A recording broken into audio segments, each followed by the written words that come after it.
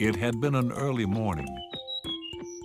Katie found out that if you go out onto the grass on the morning after it's been cut, a lot of that grass might end up on your shoes.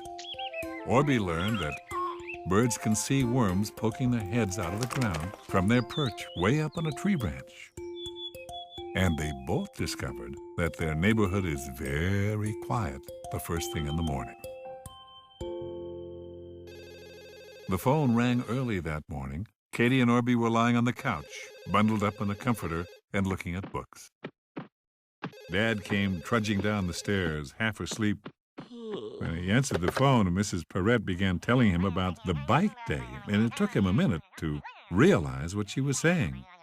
But then he grinned. It sounded like a lot of fun, he said, and the family would certainly love to be part of it. When Dad turned around, he found two of his favorite people on the planet right there at his feet. The friends were eager to know what their family was going to be part of. Dad crouched down to explain that Mrs. Perrette had just read in the newspaper about a Decorate Your Bike Day. Each neighborhood was invited to enter a team of bikes. The event was to take place tomorrow downtown. There would be a parade of bikes through the city streets. Orbie tooted and climbed up on the banister, doing a one-handed handstand on it. He was so excited. Katie puzzled over what Dad had just said. She asked him how they would ride on the city streets. Bikes weren't allowed on city streets, at least not kids' bikes.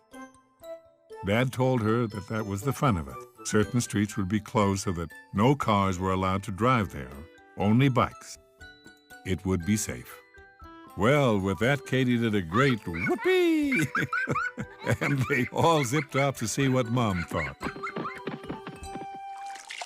Mom was washing her face at the sink and was a little surprised to see her whole family pile into the bathroom. Katie and Orbie, talking at the same time, explained about the bike day. Dad smiled as widely as Katie and Orbie, and Mom smiled too. It was a fabulous idea. After a quick breakfast, the two friends raced out the front door with Dad in tow to tell their friends about the bike day. By mid-morning, the whole neighborhood had heard about the event and had agreed that it would be great fun to participate.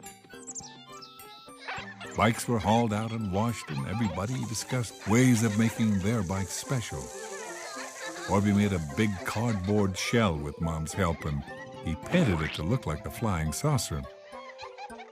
When he dressed up as an astronaut and sat on his bike, it looked like he was in the flying saucer. Katie decided hers would be a fairy bike, and she attached her big costume wings to the back of the seat. They fluttered in the breeze. She draped sparkly material over the handlebars and hung strings of sparkling sequins from it. She would wear her fairy costume in the parade. Yi Ping decorated her bike as a beautiful white unicorn. Andy's bike became a fire truck. Arthur made his bike look like a bag of jelly beans. That is, when he sat on it in his jelly bean costume. It looked so funny as the costume puffed out the bottom. Tom wrapped his spokes in tinfoil so they caught the sun and looked shiny as the wheels turned. Miguel made his look like a bull. A mask of a bull's face sat over the handlebars, topped off with cardboard horns. Miguel himself was dressed as a bullfighter. Charisse, who was going to use her wheelchair, planned to dress as a gypsy and carry a crystal ball on a little tray on her lap.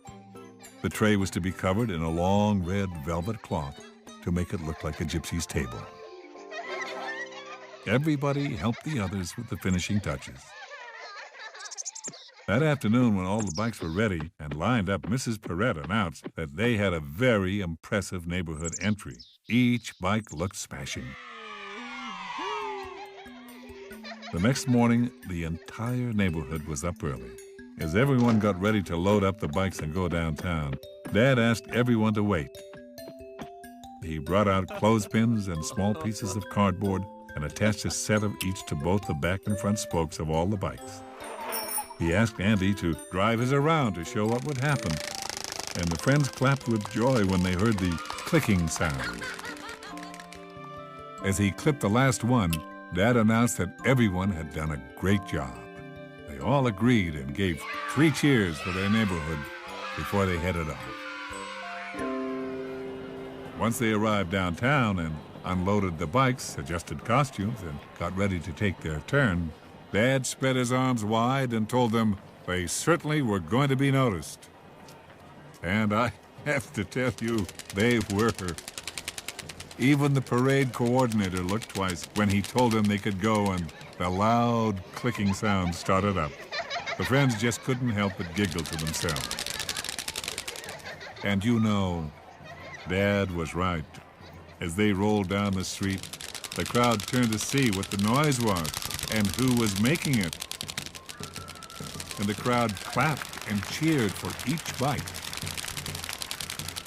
The friends all loved riding on the big paved road and going under the traffic lights. The day was a huge success, and the judges chose their neighborhood as the most dazzling and unforgettable. When they all got home and removed bikes from cars and costumes from kids, everybody was pretty tired.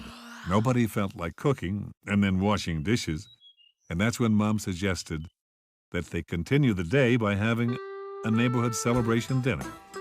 The cheers rang in her ears. She ordered 12 extra-large pizzas, and there was lemonade for everyone.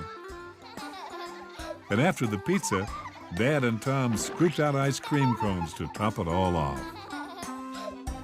Katie hugged Orbie. The Decorate Your Bike Day had been fabulous fun. It was great to do something together with your neighborhood. Orbie was quiet for a moment. Katie asked him, was there something wrong? Orbie shook his head and said nothing. He was just dreaming up ideas for his bike next year. Katie giggled.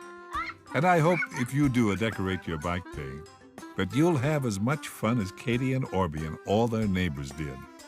I just know that whatever you do, your bike will be marvelous.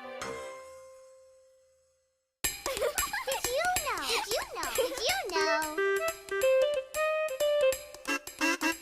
Did you know? Near the North and South Pole, there are times in the year when the sun seems to never go down. Imagine if it was light out all day and night. Because the Earth rotates on an angle like this, the days seem longer, depending how close you are to the sun. Golly, how would you know when to go to sleep?